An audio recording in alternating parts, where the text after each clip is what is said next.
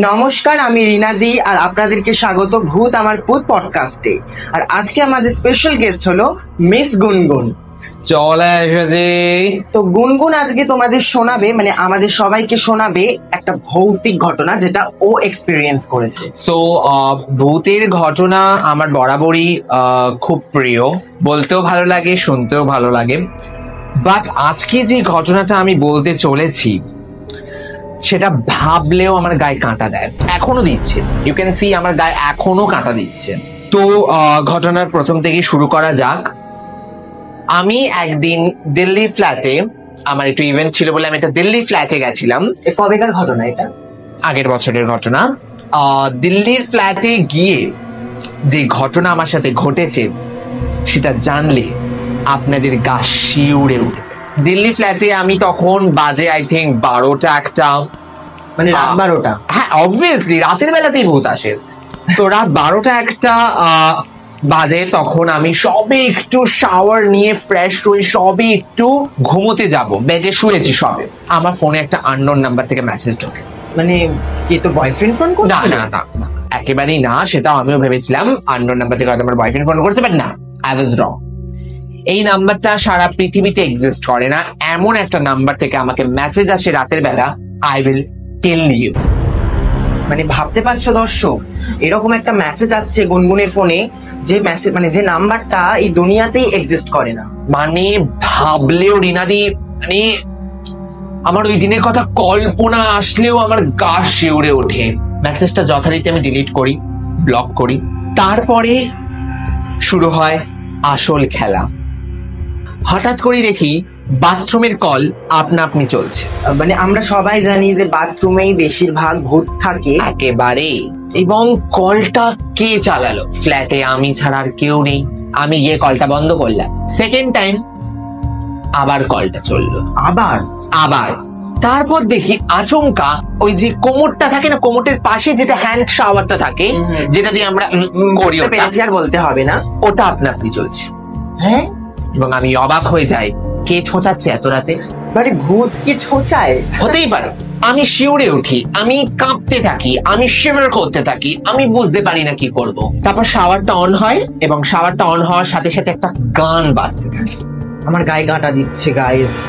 গানটা আর কারণ না, শ্রেয়া ঘোষালের গান ছিল। হ্যাঁ, আমি প্রথমে ভাবি শ্রেয়া ঘোষাল এসছে, কিন্তু না, শ্রেয়া ঘোষাল ছিল না ওই বাথরুমে। আমি পর্দার এপার থেকে দেখি বাথরুমে কেউ নেই, কিন্তু গান বেজে যাচ্ছে। তোমরা ভাবতে পারছো ওই সিচুয়েশনটায়, মানে সত্যি, মানে এরকম এক্সপিরিয়েন্স যদি তোমাদেরও হয়ে থাকে তোমরা কিন্তু কমেন্ট করবে। বল গুনগুন, পরে বল কি হলো। আমি বলতে পারছি না রিনাদি, এত ট্রমাটাইজ হয়ে গেছিলাম এই ব্যাপারটার পর। আমি ওটা কি কোনো নিশির ডাক ছিল?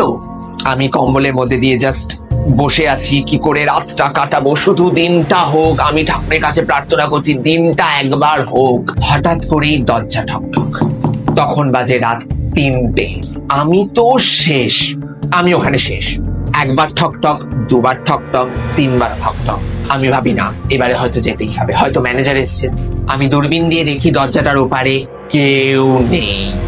3টে থেকে 4:30, 1.5 ঘন্টা অবধি ওই দরজা ঠকঠক হয়, কিন্তু আমি ওই দরজার ধারে কাছেও যাইনি ভয়তে।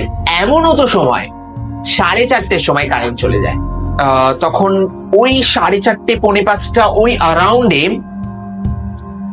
একটা কান্নার আওয়াজ। মানে কেমন? গলাটা কেমন? গলাটা অত্যন্ত সরু, নাকে গলা একটা কান্নার আওয়াজ। আমার গায়ে কাটা দিচ্ছে রিনাদি, আমি বলতে পারবো না। প্লিজ, তোকে বলতেই হবে, আমাদের দর্শকরা শুনছে তোকে। দর্শকের জন্য আমি বলবো। তো ওই কান্নার আওয়াজটা বারান্দা থেকে আসছিল।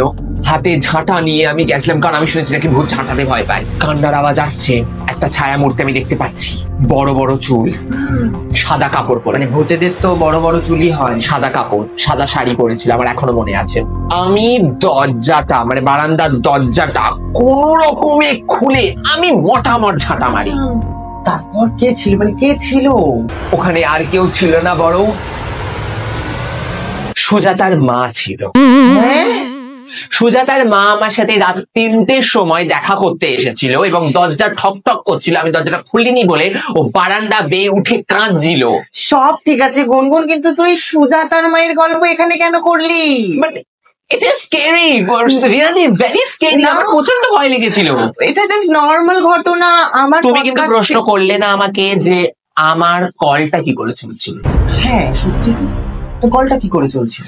কল, শাওয়ার সবকিছুই চলছিল, কারণ ওপরের ট্যাঙ্কি খারাপ হয়ে গেছিল ফ্ল্যাট। গুনগুন আমার তুমি কিন্তু আবারও প্রশ্ন করলে না আমাকে শ্রেয়া ঘোষালের গানটা কোথা থেকে আসছিল। হ্যাঁ, সত্যি তো। আমি ভুলবশত আমার সেকেন্ড আইফোনটা বাথরুমেই ফেলে দিয়ে এসেছিলাম, যেখানে শ্রেয়া ঘোষালের তোমকে আমি গানটা চলছিল।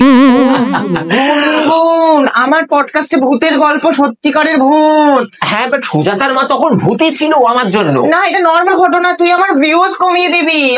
ভিউজ আমার দর্শকরা আমাকে মিথ্যেবাদী ভাববে। তুমি তো এমনিও মিথ্যে পারো না তুই নিজে একটা ভূত গুণ। আমি কি করে ভূত হলাম? আমার পডকাস্ট থেকে তুই বেরিয়ে যা। না তুই আমি এর বদলা নেব। না তুই আমার পডকাস্ট থেকে বেরিয়ে যা। সরি দর্শক, আমি আবার আমার নেক্সট পডকাস্ট নিয়ে আসবো।